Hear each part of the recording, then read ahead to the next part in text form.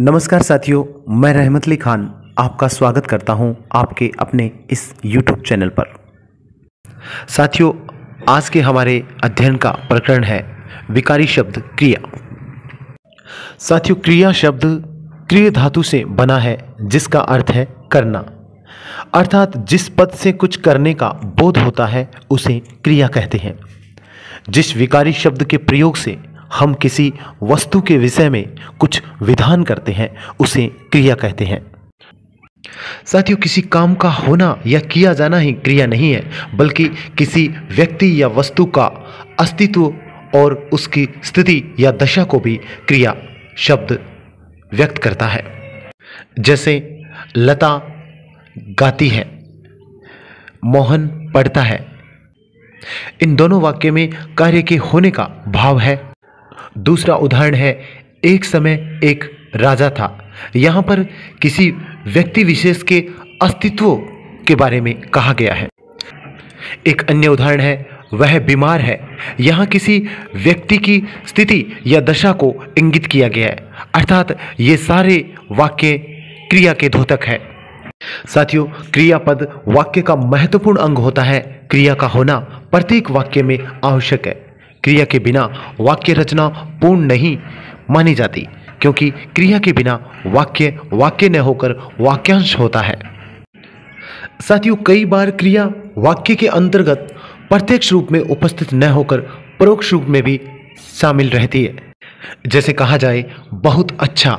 यहाँ पर बहुत अच्छा दो शब्द मात्र ही नहीं है, बल्कि इस वाक्य में भाव छुपा है कि यह बहुत अच्छा है, इसलिए यहाँ भी क्रिया परोक्ष रूप में विद्यमान है। जैसे कहा जाए पानी। इस शब्द में भाव समाया है कि मुझे पानी पिलाओ, यानी यहाँ पर भी क्रिया है। जैसे किसी व्यक्ति ने किसी से पूछा कि आपको कहाँ जाना है, उसने जवाब दिया मंदिर। साथियों, इस मंदिर शब्द में भी भाव समाया हुआ है क्रिया का कि मुझे मंदिर जाना है। अर्थात वाक्यों में भले ही क्रिया बोली या लिखी न गई हो, तो भी वह अवधारणा के रूप में होती ही है। साथियों, क्रिया के मूल रूप को धातु कहते हैं। जैसे पढ़, लिख, खा, पी, जा, चल। ये सब क्रिया के मूल रूप यानी धातुएं हैं। साथियों, इन्हीं मूल धातुओं से क्रिया का निर्माण होता है, यानी इन मूल धातुओं में प्रत्यय जोड़कर क्रिया के रूप बनाए जाते हैं। जब किसी मूल धातु में नाम प्रत्यय लगाकर प्रयोग किया जाता है तो उसे क्रिया का सामान्य रूप कहा जाता है। जैसे पढ़ से पढ़ना, लिख से लिखना, खा से खाना, पी से पीना, जा से जाना और चल से चलना। ये सब क्रिया के सामान्य रूप कहलाते हैं। साथियों, क्रिया के मूल रूप अर्थात धातु का प्रयोग मध्यम पुरुषवाचक सर्वनाम के एकवचन तू के लिए आज्ञार्थ में ही देखने को मिलता है। जैसे कहा जाए तू चल, तू पढ़, तू लिख।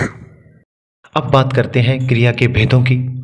पहला आधार लेते हैं कर्म के आधार पर क्रिया के भेद। साथियों, कर्म के आधार पर क्रिया के दो भेद हैं, अकर्मक क्रिया और सहकर्मक क्रिया। अकर्मक क्रिया जिस क्रिया के द्वारा कार्य का फल सीधा कर्ता पर पड़ता है, अर्थात जब किसी वाक्य में कर्म के नहीं होने पर कर्ता से ही वाक्य का पूर्ण भावार्थ स्पष्ट हो जाता है, तो वहाँ अकर्मक क्रिया होती है।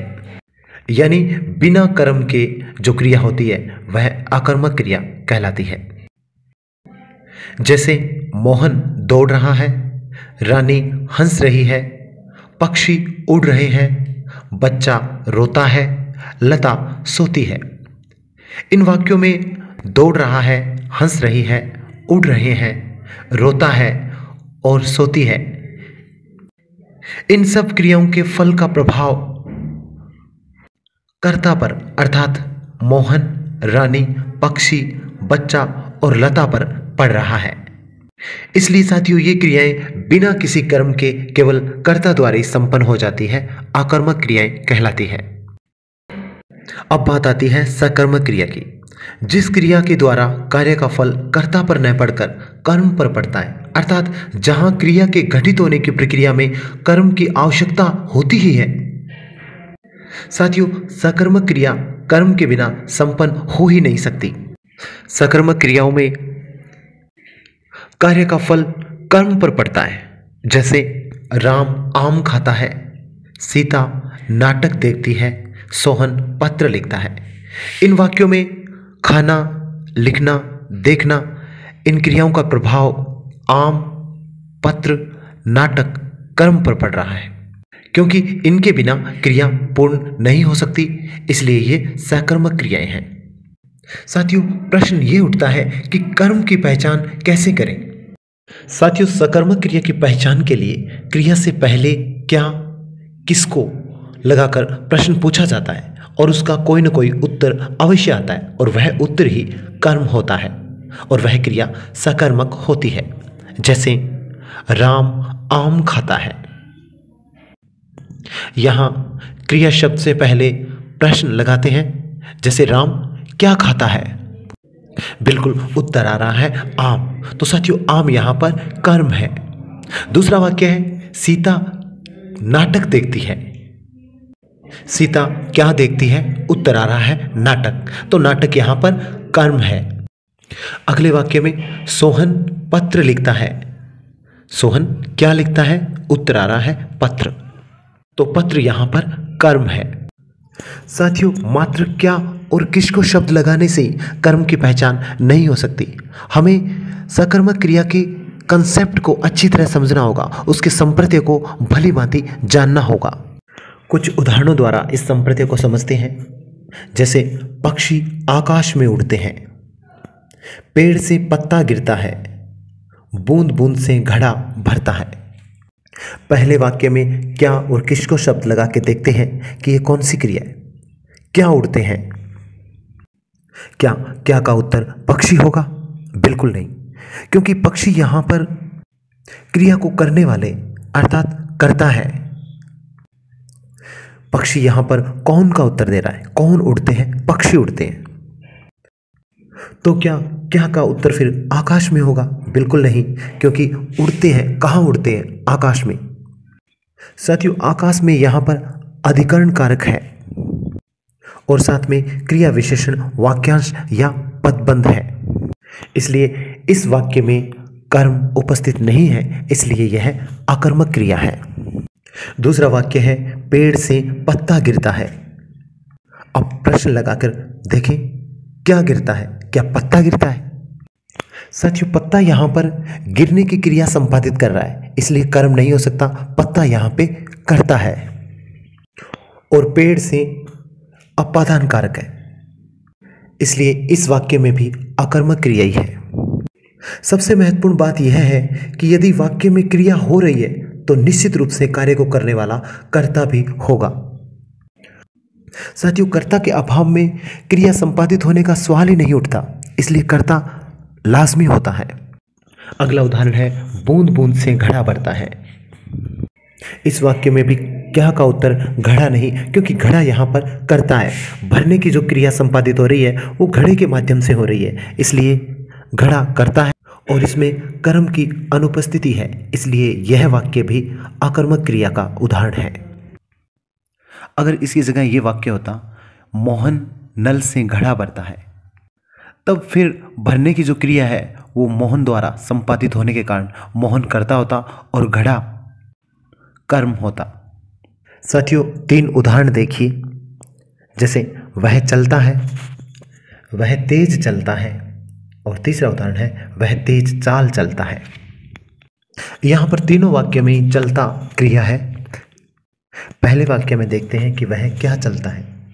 क्या का उत्तर यहां नहीं आ रहा है, इसलिए यह अकर्मक क्रिया है, क्योंकि यहां पर कर्ता और क्रिया के अलावा वाक्य के भावार्थ को स्पष्ट करने के लिए अन्य किसी शब्द की भी आवश्यकता नहीं, अपने आप में पूर्ण वाक्य है, इसलिए यहाँ पे किसी कर्म की भी आवश्यकता नहीं है। बिना कर्म के ही ये क्रिया संपादित हो रही है, इसलिए यह अकर्मक क्रिया है। दूसरे वाक्य में वह तेज चलता है। प्रश्न बनाएं, क्या चलता है, क्या तेज चलता है। क्या यहाँ पर तेज क्या का उत्तर होगा।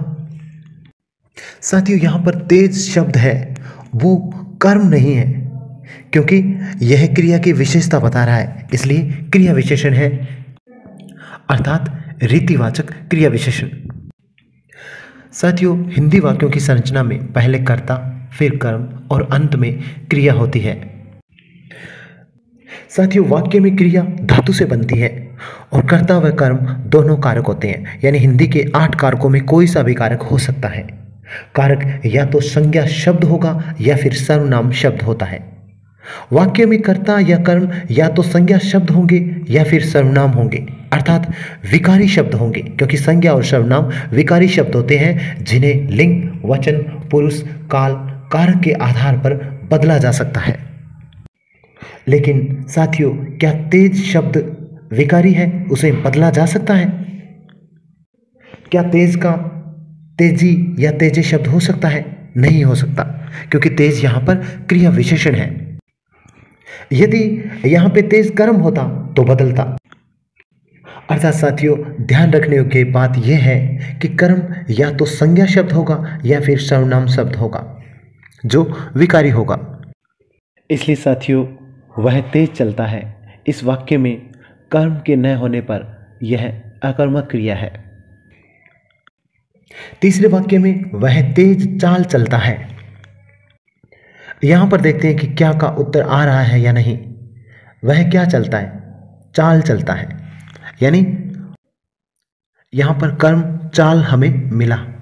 जैसा कि साथियों मैंने बताया था कि कर्म या तो संज्ञा शब्द हो सकता है या सर्वनाम शब्द हो सकता है। अब यहां पर चाल जो शब्द है वो संज्ञा है, भाववाचक संज्ञा, तो ये कर्म होगा। इसलिए वह तेज चाल चलता है वाक्य में सहकर्मक क्रिया है। साथियों, प्रयोग के अनुसार एक क्रिया अकर्मक भी हो सकती है और सकर्मक भी हो सकती है। जैसे रमेश इस विद्यालय में पढ़ता है। यहां पर विद्यालय में कहां का उत्तर दे रहा है? जो क्रिया विशेषण वाक्यांश है और अधिकरण कारक है, इसलिए ये अकर्मक क्रिया है। इसी क्रिया को सकर्मक बना दिया जाए, जैसे कहा जाए रमेश पुस्तक पढ़ता है, तो यहां पर पुस्तक कर्म है, इसलिए पढ़ना क्रिया अपने प्रयोग के आधार पर सकर्मक और अकर्मक दोनों रूपों में बदल गई। जैसे मोहन तेज चलता है, अकर्मक क्रिया है। अगर इसे सकर्मक बनाया जाए तो वाक्य होगा मोहन तेज चाल चलता है। जैसे लड़का इस कमरे में सोता है, यहां पर सोना क्रिया अकर्मक है और इसे सकर्मक बना दिया जाए, जैसे कहा जाए लड़का गहरी नींद सोता है। साथियों, सकर्मक क्रिया के 2 भेद होते हैं, एक कर्मक और द्विकर्मक, जिसे बहुकर्मक भी कहा जाता है। एक कर्मक क्रिया जहां क्रिया का एक ही कर्म होता है, जैसे मोहन खाना खाता है, राधा पुस्तक पढ़ती है। यहां पर खाना और पुस्तक दोनों वाक्यों में एक ही कर्म है। द्विकर्मक क्रिया अर्थात वह क्रिया जिसमें 2 कर्म होते हैं या 2 से अधिक कर्म होते हैं। जैसे राम ने श्याम को पुस्तक दी। यहां पर क्या दी? पुस्तक मुख्य कर्म और किसको? यानी श्याम को। ये गौण कर्म है, इसलिए 2 कर्म है, इसलिए द्विकर्मक या बहुकर्मक क्रिया है। एक अन्य वाक्य को देखते हैं, सेठ ने गरीबों को कपड़े दिए। इस वाक्य को ध्यान से देखने पर एक बारगी ऐसा लगता है जैसे इसमें द्विकर्मक क्रिया है, यानी गरीबों और कपड़े 2 कर्म दिखाई दे रहे हैं, क्योंकि कपड़े जो मुख्य कर्म है और गरीबों जो गौण कर्म माना जाता है।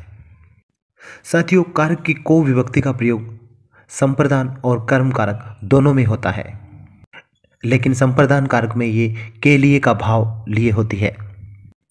इस वाक्य में दान का भाव है, अर्थात साथियों जब कोई वस्तु किसी को हमेशा हमेशा के लिए दे दी जाती है तब वहां को का प्रयोग होता है जो के लिए का बोध कराता है, इसलिए संप्रदान कारक होता है। इस वाक्य में मुख्य कर्म कपड़े हैं, लेकिन गरीबों गौण कर्म है जो के लिए का भाव लिए हुए हैं, यानी दान के भाव में आया है, इसलिए गरीबों यहां पर संप्रदान कारक होगा, कर्म कारक नहीं होगा। इसलिए इस वाक्य में एक कर्मक क्रिया है। साथियों, दान, पुरस्कार, उपहार आदि के संदर्भ में हमेशा संप्रदान कारक ही होता है।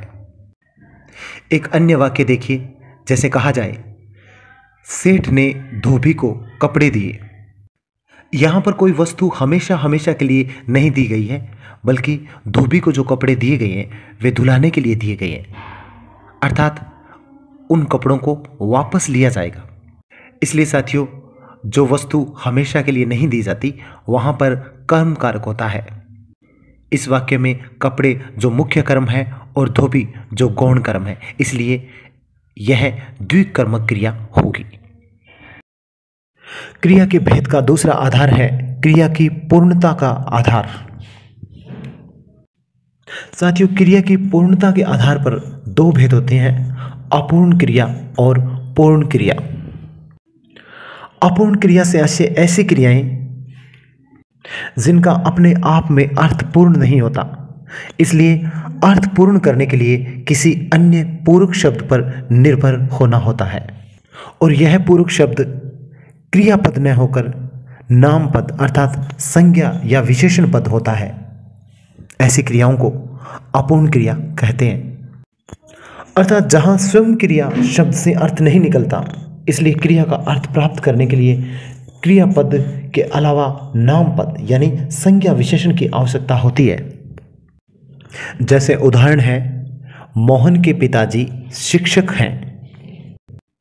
साथियों, यदि शिक्षक शब्द को हटा दिया जाए तो ह जो क्रिया है, जो अपूर्ण क्रिया है यहाँ पर, वह अपने अर्थ को पूर्णतः स्पष्ट नहीं कर पाएगी। इसलिए उसे किसी अन्य शब्द यानी अन्य नाम पद, संज्ञा या विशेषण शब्द की आवश्यकता पड़ेगी। इसलिए शिक्षक शब्द लगने से यह वाक्य पूर्ण होगा।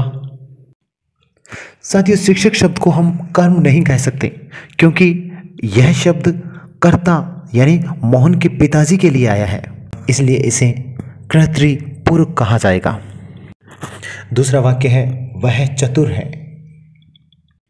अगर चतुर शब्द को हटा लिया जाए तो वह है क्रिया पूरे भाव को स्पष्ट नहीं कर पाएगी, इसलिए पूरक शब्द की आवश्यकता पड़ेगी।